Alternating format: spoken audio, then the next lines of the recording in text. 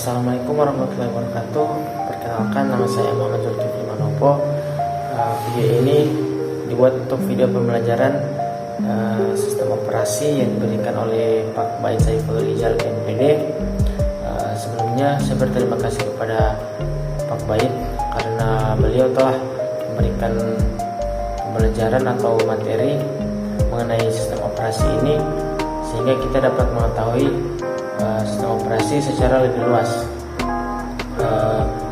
Video ini membahas mengenai sistem operasi dari berbagai macam jenis. Materi ini akan dibahas dari materi awal sampai akhir dari pertemuan semester 1. Ada berbagai macam jenis sistem operasi. Yang pertama itu Android. Apa sih itu Android? Android adalah sistem operasi berbasis Linux yang dirancang untuk perangkat bergerak layar sentuh seperti telepon pintar dan komputer tablet. Android awalnya dikembangkan oleh Android Inc. dengan dukungan finansial dari Google, yang kemudian membelinya pada tahun 2005. Kelemahan Android memiliki proses kerja yang cukup berat sehingga memakan RAM yang banyak.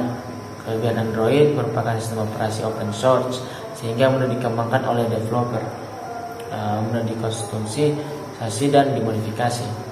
Kemudian iOS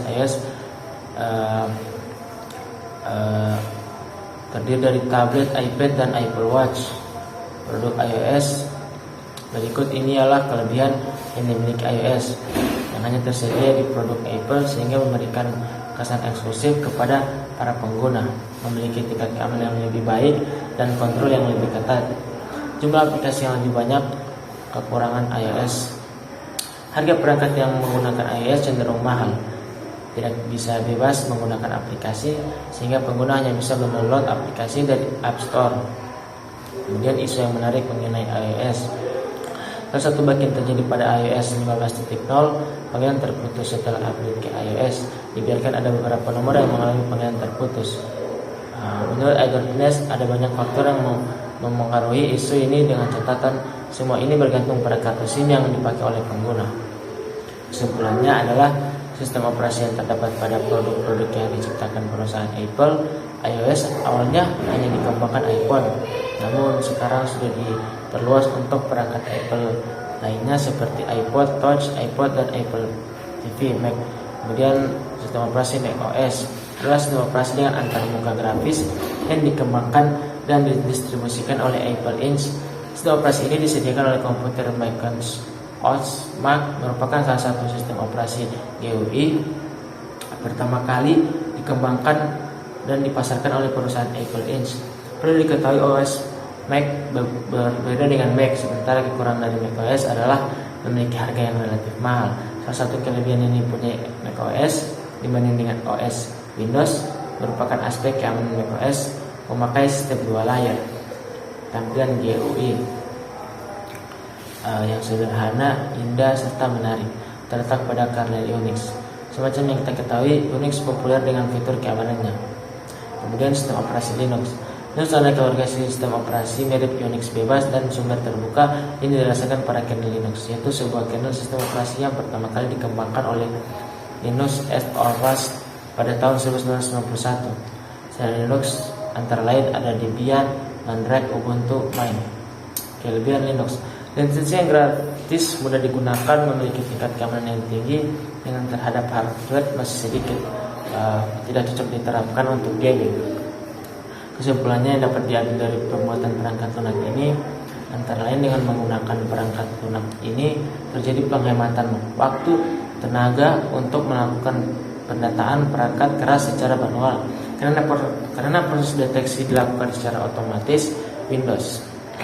Kemudian Windows adalah sistem operasi yang merupakan program perangkat lunak yang mendukung fungsi dasar seperti mengelola file aplikasi Anda yang sedang berjalan dan menggunakan peripheral seperti printer, monitor, keyboard, dan mouse. Macam-macam sistem operasi. Yang pertama adalah Microsoft Windows yang dioperasikan pada pertengahan 1980-an. Hingga kini Windows terbaru Windows 10 rilis tahun 2015. Kelebihan dari sistem operasi Windows. Windows memiliki jumlah audiensi yang besar, sehingga developer lebih memilih untuk membuat utility, games, dan software untuk OS Windows. Berikut ini adalah kekurangan dari Windows. Sering terjadi kendala pada aplikasi untuk Windows versi terbaru. Sering terjadi kendala pada performa dibandingkan dengan Linux dan Mac OS. Banyak ancaman virus.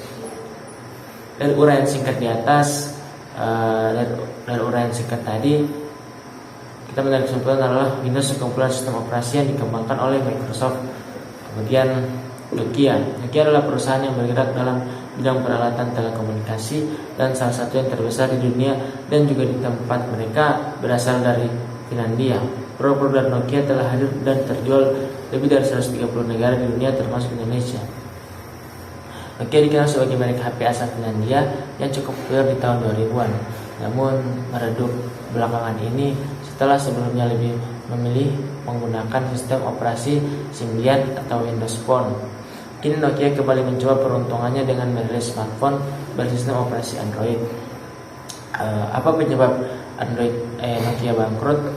Tentunya ada banyak faktor yang cukup kompleks, namun beberapa peneliti menyorot 3 hal utama dari faktor internal perusahaan, yakni kualitas teknologi yang kalah dari Apple, arogansi jajaran manajer, dan lemahnya visi perusahaan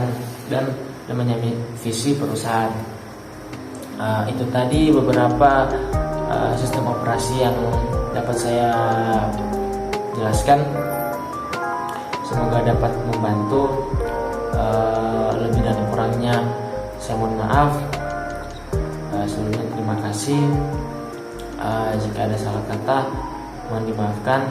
Assalamualaikum warahmatullahi wabarakatuh.